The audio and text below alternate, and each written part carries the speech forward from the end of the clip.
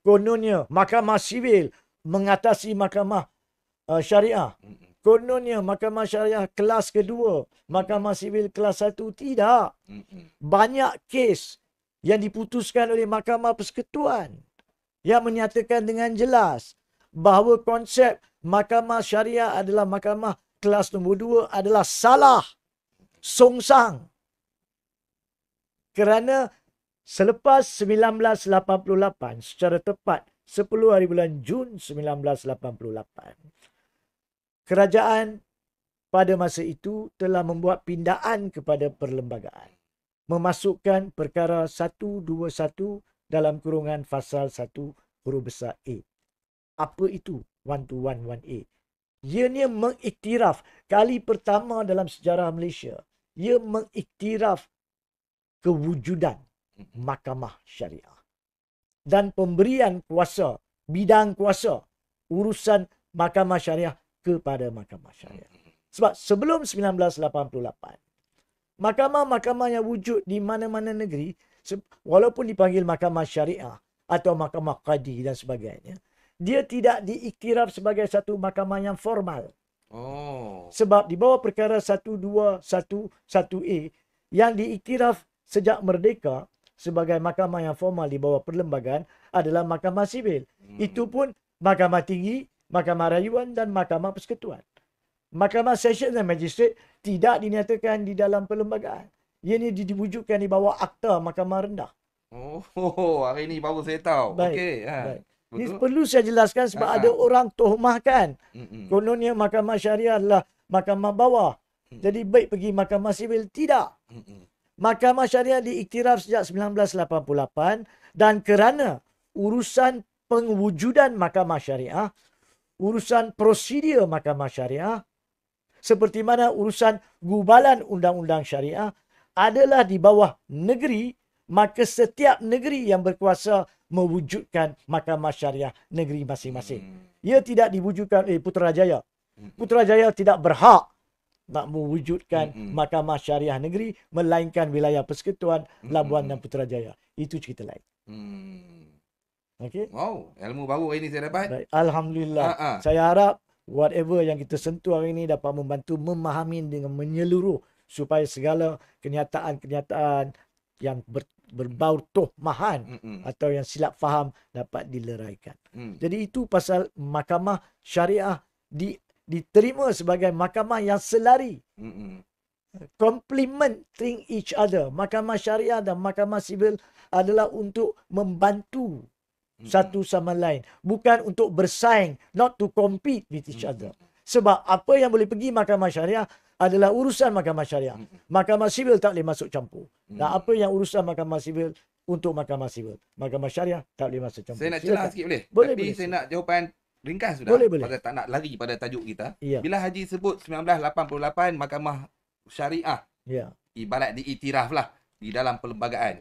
Seiring bersama dengan mahkamah sivil. Ya. Kan? Ya. Jadi sebelum 1988, maksudnya keputusan yang dibuat oleh mahkamah syariah tu dikira macam mana, Haji?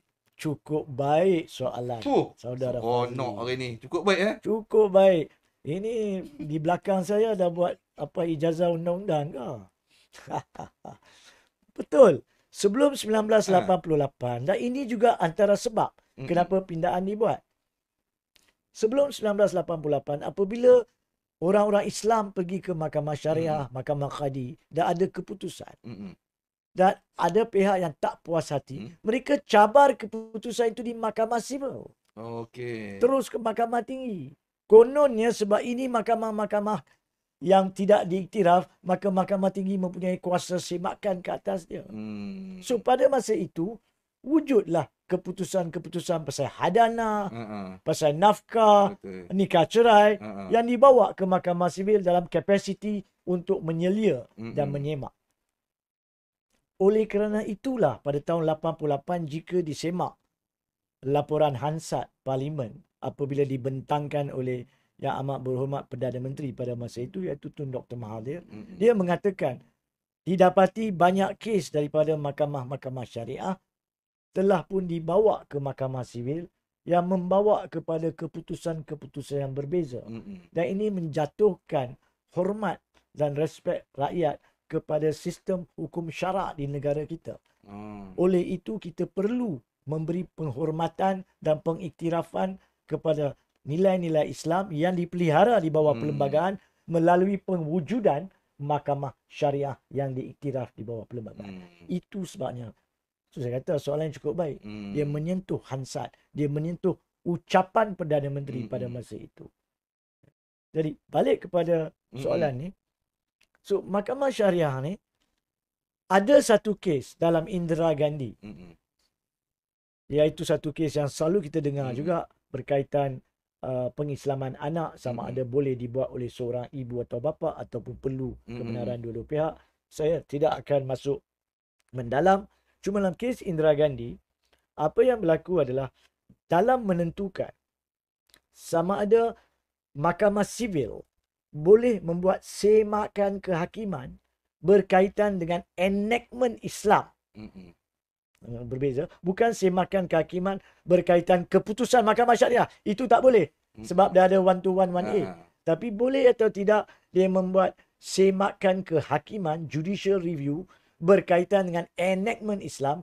Dalam masa itu, mereka telah menghuraikan latar belakang sejarah kehakiman segalanya, merujuk kepada 1221(a), 121 dan sebagainya, mengatakan bahawa semakan kehakiman, iaitu satu kuasa yang diadakan dalam sistem kehakiman, adalah di-reserve kepada mahkamah sivil.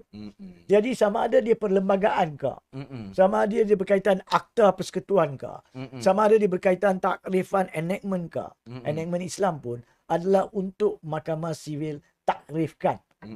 So dari sudut itu, ramai pengamal undang-undang, bukan rakyat saja, ramai pengamal undang-undang salah tafsir keputusan Indira Gandhi untuk mengatakan, bukankah Indira Gandhi yang mengatakan mahkamah syariah second class? Tidak. Dia cuma mengatakan disebabkan ianya digubal di bawah negeri, maka tidak ada kuasa yang di-reserve untuk semakan kehakiman kepada mahkamah syariah. Dari sudut kuasa semakan kehakiman, maka mahkamah sivil boleh semak kehakiman enactment Islam, bukan keputusan mahkamah syariah. So saya perlu nyatakan di sini sebab mungkin ada pengamal undang-undang yang mendengar program kita dan mengatakan Indira Gandhi yang cakap macam tu. Indira Gandhi tahun 2018. Kita pun tahu keputusan tersebut.